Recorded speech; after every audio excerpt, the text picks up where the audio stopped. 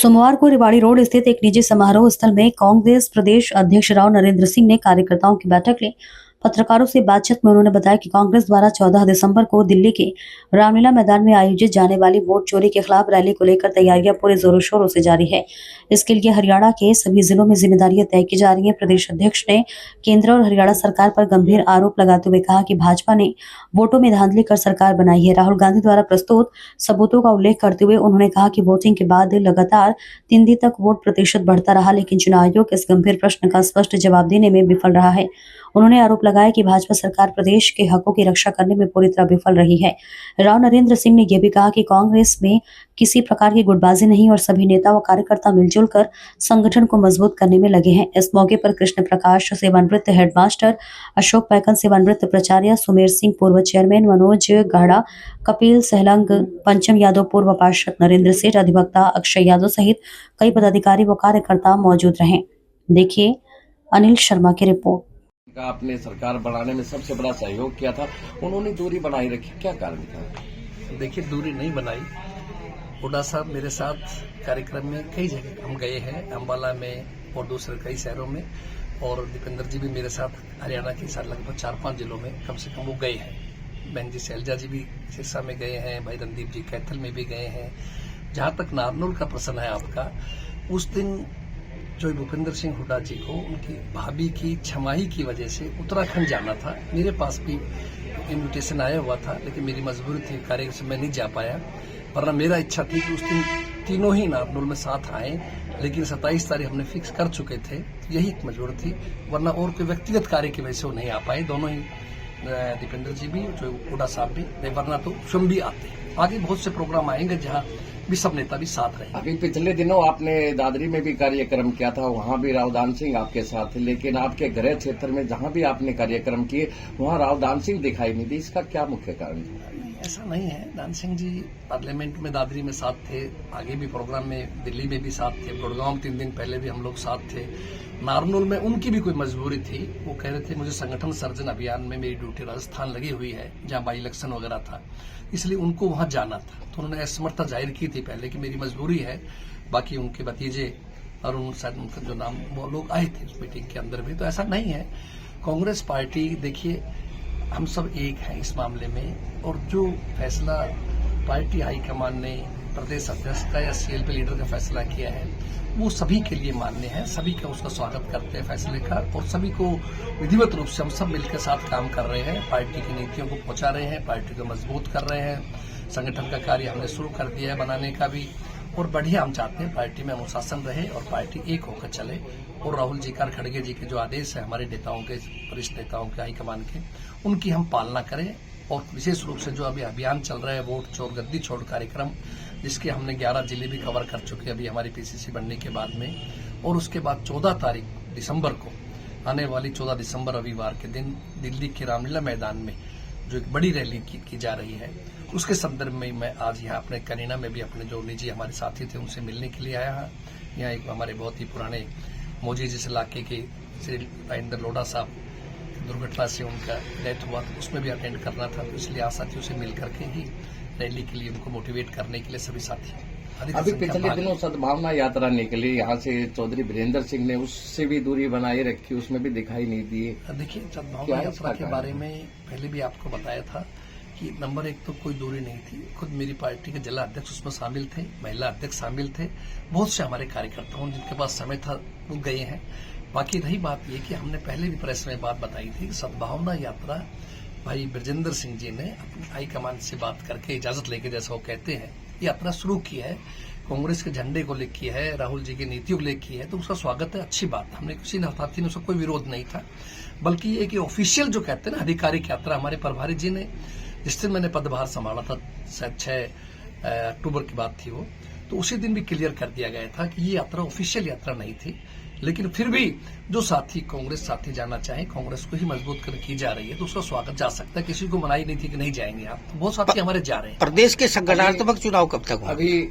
अभी लोगों का कहना है कि भाई हरियाणा प्रदेश में 3 कांग्रेस पार्टियां बन चुकी है। चौधरी वीरेंद्र सिंह अलग, चौधरी भूपेंद्र सिंह हुड्डा पूर्व सीएम अलग दल में, और सिलदार नरदीप सुरजेवाला की अलग पार्टी चली। तो इस बारे में आप क्या कहना चाहते हैं? नहीं, कांग्रेस केवल एक ही पार्टी है और जिसका प्रदेश का अध्यक्ष जिम्मेदारी मुझे सौंपी हुई है। और बाकी हम सब साथी हैं, हमारे सम्मान नेता हैं, सबको साथ लेके चल रहे हैं और किसी को अपनी अपनी जिम्मेदारियां दी हुई है। हुड्डा साहब को CLP की जिम्मेदारी है, रणदीप जी को और बहन शैलजा जी को पार्टी में जनरल सेक्रेटरी की जिम्मेदारी दी हुई, वो भी अपनी तरीके से काम कर रहे हैं। ऐसा कुछ नहीं है। कांग्रेस की टिकट के दावेदार बहुत थे अभी विधानसभा चुनाव में, लेकिन अब उन लोगों ने खुशी होनी चाहिए उनको, अब दक्षिण हरियाणा का प्रदेश अध्यक्ष पहली बार चुना गया है, तो वो साथ क्यों नहीं आ पा रहे, वो क्यों नहीं जुड़ पा रहे साथ? ऐसा कुछ नहीं है। जिसकी कांग्रेस में आस्था है वो कांग्रेस के साथ है, जो पार्टी को साथ लेके चलना चाहिए। हमें सबका स्वागत है, मैंने सबको कहता हूँ, बुलाता हूँ, जो आए उनका स्वागत है। बाकी स्वतंत्र हर आदमी हो सकता है, कोई साथी को